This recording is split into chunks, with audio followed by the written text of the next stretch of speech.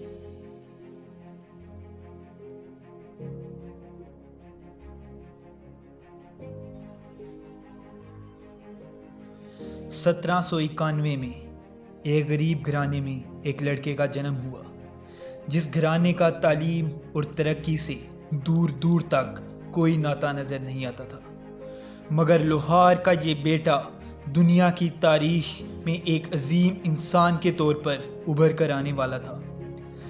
اس کے 10 بہن بھائی تھے، سو اس کے غریب والدین کی نظریں تھیں کہ کب ان کا یہ بیٹا 12 سال کا ہو سکے اور مزدوری کر کے گھر کا بوجھ ہلکا کر سکے، لیکن قسمت نے اس کو مزدور یا لوہار نہیں بنانا لکھا تھا۔ مائیکل فیریڈے میں ایک خاصیت تھی، وہ بچپن سے ہی بہت ہوشیار دماغ کا مالک تھا اور وہ لندن کی گلیوں میں آوارہ گردی کرتے ہوئے ہر چیز کو انتہائی غور سے مشاہدہ کرتا تھا۔ اس میں علم کی جستجو اور بھوک کا عنصر غیر معمولی طور پر نمایاں تھا۔ وہ ہر چیز کے بارے میں سوال کرتا تھا، مگر اس نے زندگی میں بائبل کے سوا کوئی کتاب نہیں دیکھی تھی۔ ایک دن وہ ایک کتابوں کی دکان میں پڑی کتابوں پر رغبت کی نظر سے دیکھ رہا تھا کہ اس کا دکان کے مالک سے سامنا ہوا۔ یہ دکاندار اس کی اس جستجو اور ہوشیاری سے متاثر ہوا اور اسے دکان پر جلدیں کرنے کے لیے رکھ لیا۔ اس دوران فیریڈے نے دکان میں پڑی کتابوں کا وسیع مطالعہ کیا اور اس کا سامنا ایک کتاب امپروومنٹ آف مائنڈ سے ہوا، جس میں اپنے دماغ کو تیز کرنے اور سیکھنے کے عمل میں تیزی لانے سے متعلق انتہائی اہم عملی معلومات تھی، جسے کسی بھی طبقے کا شخص استعمال کر سکتا تھا۔ اس کتاب نے مائیکل فیریڈے کی سوچ اور زندگی بدل دی۔ اسے امید کی کرن نظر آنے لگی کہ لوہار کا بیٹا بھی زندگی میں کچھ بھی سیکھ سکتا ہے اور کچھ بھی کر سکتا ہے۔ اسی دوران اس نے الیکٹریسٹی سے متعلق کتابیں پڑھنا شروع کی تو اسے معلوم ہوا کہ یہی وہ چیز ہے جو اس کی زندگی کا مقصد ہے۔ اس نے الیکٹریسٹی کے متعلق خود ساختہ تجربے کیے اور اپنے تمام خیالات اور تجربات کو لکھ کر ایک کتاب بنا ڈالی۔ ایک دن اس کتاب پر ایک مشہور سائنسدان جان ٹیٹم کی نظر پڑی اور وہ اس کتاب سے خوب متاثر ہوا۔ جب اسے پتا چلا کہ یہ ایک کتاب میں جلد کرنے والے لڑکے کی کھوج ہے، ایک دن دکان کے مالک نے اس کی لکھائی کو دکان میں آئے ہوئے ایک شخص کو دکھایا جو کہ اس وقت کا ایک عظیم سائنسدان تھا۔ اس نے فیریڈے کو ہمفری ڈیوی کے لیکچر سننے کے لیے مدعو کیا، جو کہ ایک بہت بڑا کیمسٹ تھا۔ یہ ایک فیریڈے جیسے آدمی کے لیے بہت بڑا تحفہ اور موقع تھا۔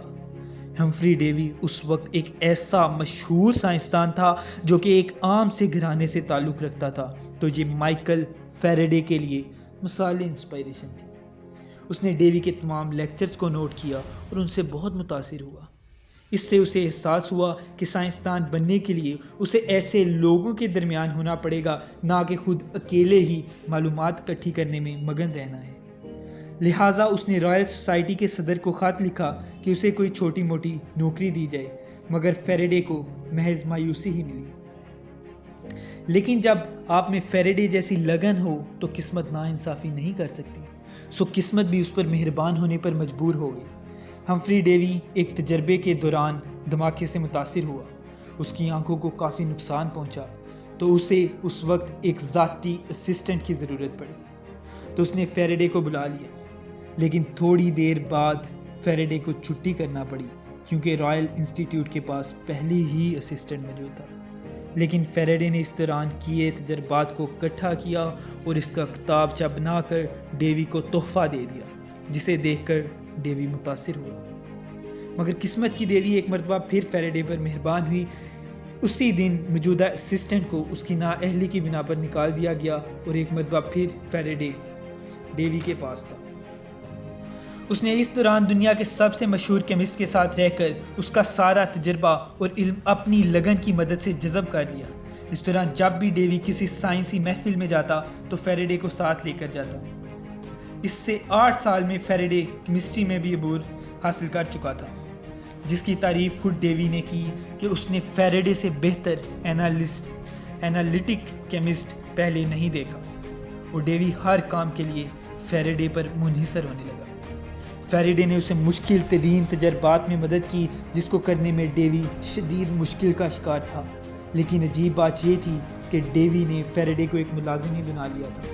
حالانکہ نظر آ رہا تھا کہ فیریڈے ایک عظیم سائنسدان بننے کے راستے میں ہے، لیکن ڈیوی کو اب اس چیز سے کوئی سروکار نہیں تھا۔ وہ بس فیریڈے کو اپنے لیے ہی استعمال کرنا چاہتا تھا۔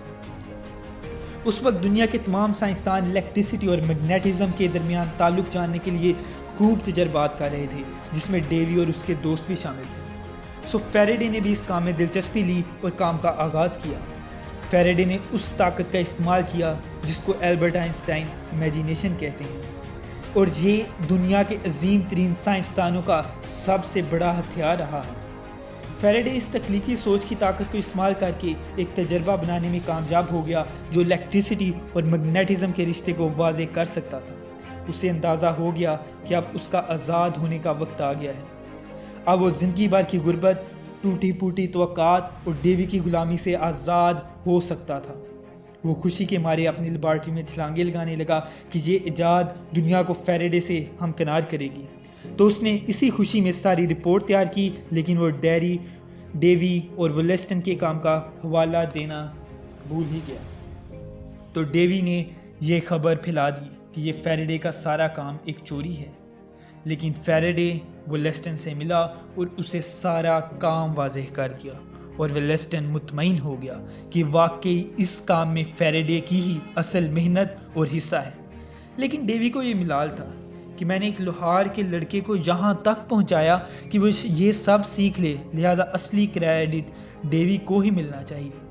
لیکن فیریڈے کو اس کے کام پر آخرکار ایوارڈ سے نوازا گیا۔ لیکن جب اگلے سال فیریڈے ایک بار پھر نئی ایجاد کر چکا تھا تو ڈیوی نے پھر کوشش کی کہ فیریڈے کو انعام سے نہ نوازا جائے، لیکن اب بہت ہی دیر ہو چکی تھی۔ فیریڈے نے اپنا مطالعہ اور تجربات جاری رکھے اور اپنی انتھک محنت سے ایک کے بعد ایک تحقیق کی جس سے دنیا روشناس ہونے لگی، اور اس کے تجربات اس شعبہ کو ایک نئے ہی مقام پر لے کر جانے والے تھے۔ اس کی تھیوریز نے ایک انقلاب برپا کر دیا جو کہ 20ویں صدی کی سب سے اہم چیز نظر آ رہا تھا۔ اس طرح لوہار کا بیٹا، کتابیں جلد کرنے والا شخص اور غربت میں مارا ہوا انسان اپنی جستجو اور انتھک محنت کی بدولت ایک ایسے مقام پر پہنچ گیا کہ اس کا شمار دنیا کی تاریخ کے سب سے عظیم سائنسدانوں میں کر لیا گیا۔ اگر آپ کو ویڈیو اچھی لگی تو لائک کریں اور چینل کو سبسکرائب کرنا مت بھولیں۔ شکریہ۔